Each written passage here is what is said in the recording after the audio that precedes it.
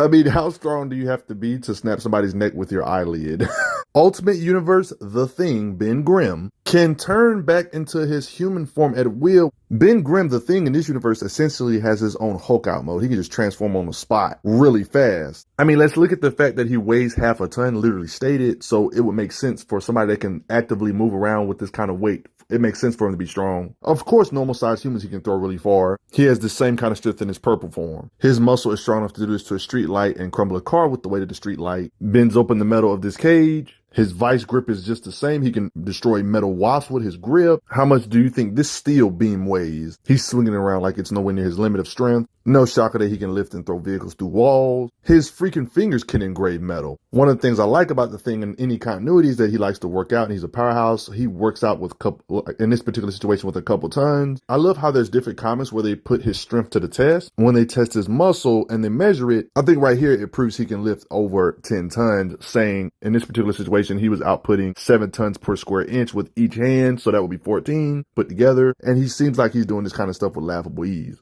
It's implied he can lift 10 plus tons by slamming a buzz. Do me a favor and Google the weight of a buzz. It makes sense for him to do this kind of stuff when you see these thick doors like this that are like steel that's a foot thick. His fingers can just rip in. None of these kind of bulkhead doors can keep him out. He rips doors off the hinges so often that he recognizes the sound when doors are being ripped from the metal. I mean, look how consistently he's doing it. He's constantly ripping steel metal suits apart. I don't even know how this is possible. How do you squeeze somebody like Reed hard enough to where they actually feel pain? He's literally rubber. It's occasions like this proves that he's way stronger than what his size would suggest. He's doing this with laughable ease. Look how much bigger it is than him. Look how heavy this debris looks when he's in his purple mode, proving he can lift probably over 10 or even 20 tons because we see him exercise with 40-ton plus type of equipment. Like you can see his exercise equipment. Like it's craziness. I mean, there's implications he can lift more than 40 tons, even 50, 60 plus tons. They even straight up say he could screw up a tank like it was a paper bag, meaning that like a tank is nothing to him. He can like rip it up and bend it up.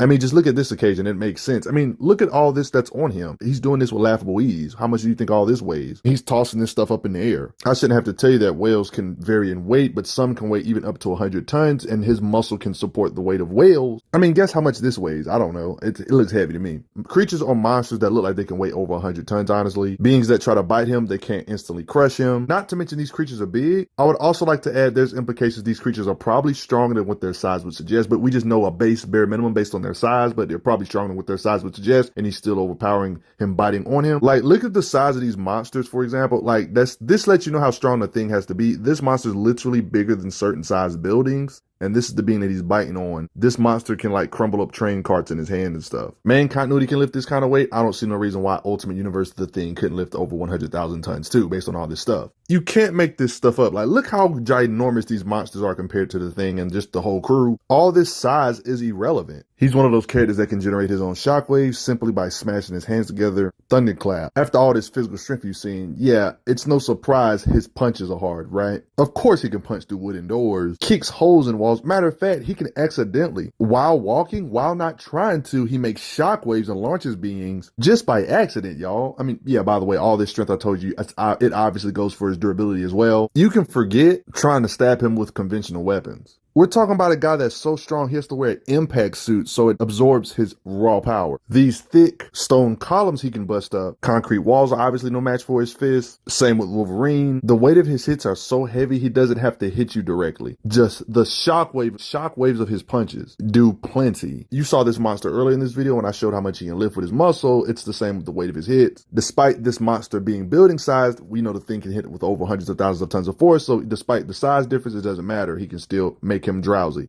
with his hits. I wouldn't want to be in a building nearby their fight. Him simply battling near a building against a strong foe causes the building to fall apart. See, all of this stuff is well and dandy and stuff, but the best way to understand how hard he can punch or how hard he can hit is to analyze the beings he has to box, match the punching power of with their own fist and strikes, damaging these beings. That's the best way to understand his might. See, the cool thing is we've seen him box with like a version of Hyperion, which is basically a Marvel Superman, basically damaging him and make him feel agony, launching him in the air, kind of sort of making him kind of drowsy. As crazy as this may sound, this basically proves he's scarier than any nuclear bomb just from this. You're probably wondering, why is doing this simple thing proving he's way above nuclear bomb level? It's simply because the beings he's punching or damaging are way too durable. It's simple. Hyperium's durable enough to withstand himself hitting something hard enough. He's in the center of his own explosion. He caused basically a countrywide explosion that was narrated to be 1 teraton. This also gives you an idea of Hyperium's durability, because even though he struck and made this kind of explosion, his body was in the center and withstood the recoil of all that.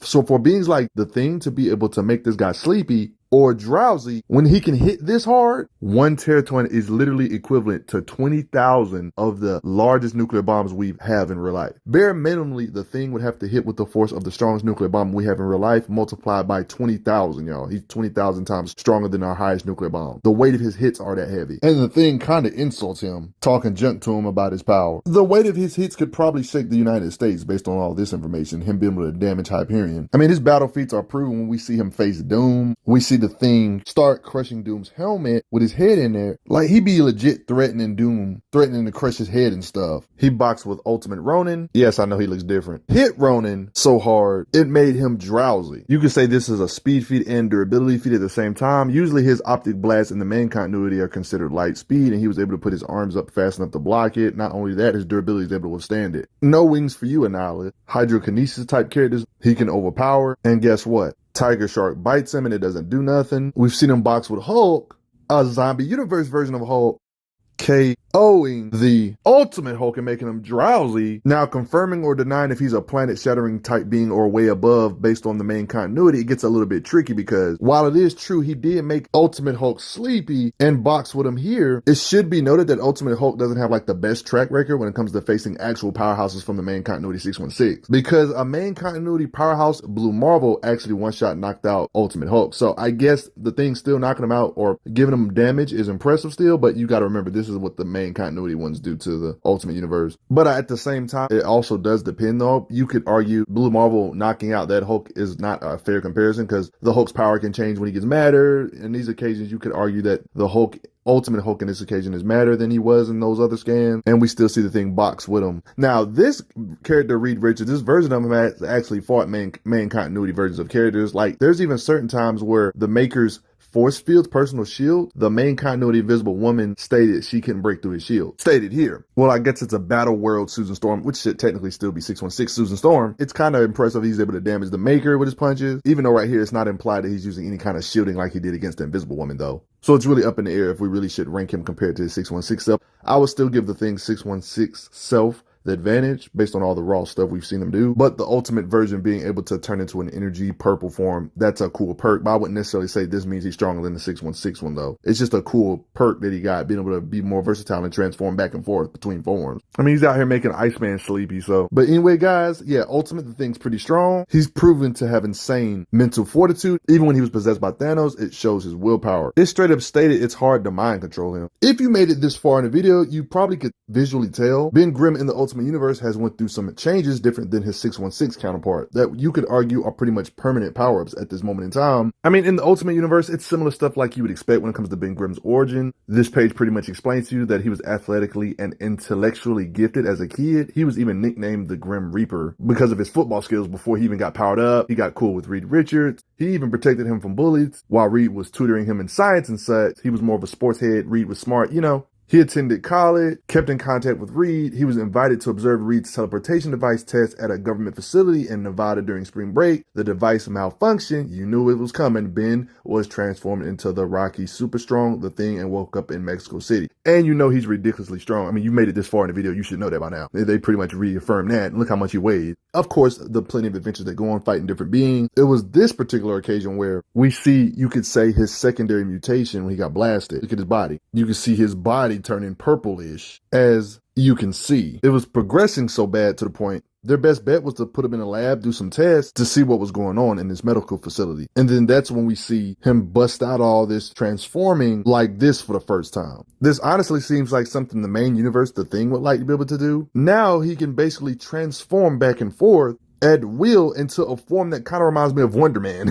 That's where it was revealed where his Rocky form is like, you could say like a cocoon. He got all his power and none of his Rocky orange discharge. He can turn it on and off. He essentially has like 3 different forms. You could say he's like got an energy purple form like Wonder Man, a base form, human looking form, and then he can just transform into the actual the Thing form again like he just wants to. Notice how in this occasion you see him purplish, but then you see him go from purplish to Rocky the Thing mode, but you can still see the purple glow around his fist. He's so different and powered up now thanks to this permanent, I would call permanent amp. Doom calls him cosmically powered now. I just think it's interesting that he can go halfway Rocky mode and halfway human mode, or purple mode, vice versa. Yeah, but I hope you all enjoy. Not bad for a guy who struggles with depression. Part of me wants to see him fight main continuity the Thing just to see how he stacks up. But thanks for the donations, everybody. Respect them.